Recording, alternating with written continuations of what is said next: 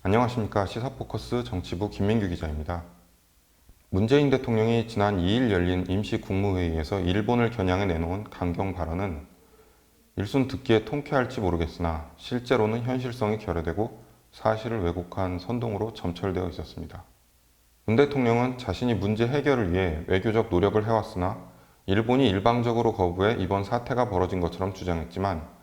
정작 이번 갈등의 실질적 원인인 일본 전범기업에 대한 징용 배상 판결을 대법원에서 지난해 10월 내렸던 이후 8개월 넘게 1965년 한일협정상 절차에 따른 일본의 외교적 요청을 거부해 왔었습니다. 한일협정에는 양국 간 분쟁이 일어나면 외교적 협의를 하게 되어 있고 이마저 안 되면 양국이 지명하는 중재위원회를 통해 해결하며 이 역시 어려울 경우 제3국이 지명하는 중재위원회로 풀어나가게끔 명시되어 있는데 이에 따른 일본 측 요청에 불응한 건 문재인 대통령이며 일본이 본격적으로 보복 조치에 돌입하니 그제야 외교적 협의를 하자고 태도를 바꾼 것을 마치 처음부터 문재인 정권에서 적극 해결 의지를 보였던 것처럼 강변하고 있었습니다. 이 때문에 향후 벌어질 사태의 책임은 전적으로 일본에 있다는 문 대통령의 발언 또한 1965년 한일협정이란 국제법을 먼저 스스로 무시한 단계에서 이미 성립될 수 없는 발언인 것이고 화이트리스트 배제 조치 단행 이후에도 좀처럼 한일 관계 관련 반응을 내놓지 않던 아베 신조 일본 총리조차 이런 상황에 답답했는지 6일 한국이 국제조약을 깨고 있다. 한국 정부는 청구권 협정을 먼저 제대로 지키면 좋겠다라면서 문제의 원인이 무엇이었는지 직접 거론하기까지 했었습니다. 더구나 수출 경제에 의존할 수밖에 없는 우리나라 특성상 국제법의 의무와 무게가 어떤 건지 제대로 인식하고 있다면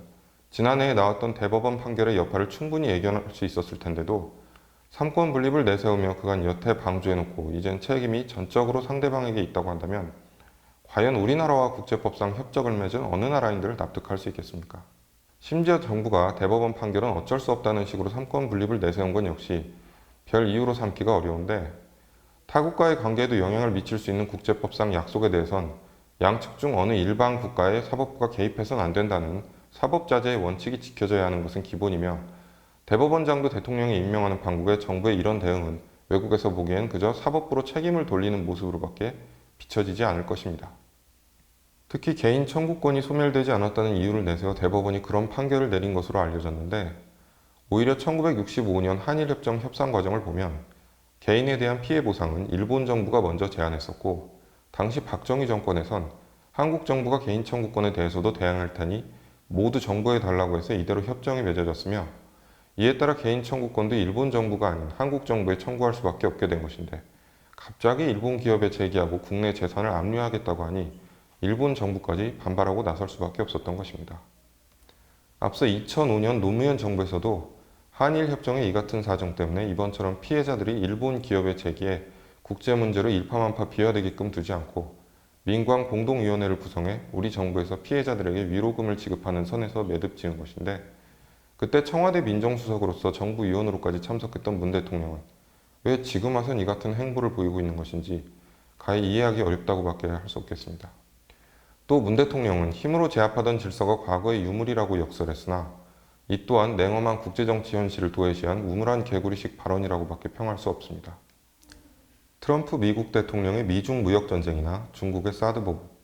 핵무기로 위협하는 북한 등 힘으로 제압하려는 국제 질서는 지금도 현재 진행형으로 이어져 가고 있기 때문입니다. 그런 외교의 기본도 모르면서 일본에게 다시는 지지 않겠다고 말로만 외치는 것은 여론 선동이 아닌지 모르겠습니다. 당장 일본의 경제력만 봐도 GDP가 한국의 약 3배고 우리나라가 일본에서 수입하는 게 일본이 한국에서 수입하는 규모의 3배에 이르고 있는 게 현실입니다.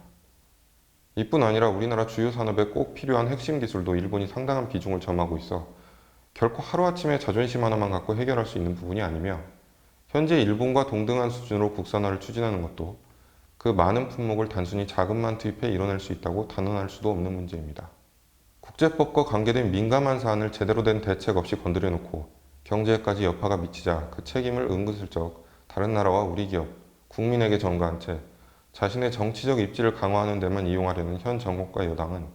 더 감당하기 어려운 추가 보복이 일어나기 전에 지금이라도 정부의 실기와 부적절한 대응에 대해 책임지는 자세를 가지고 일본과 협의를 해 나가야 될 것입니다. 이상 김민규의 정치 칼럼 마치겠습니다.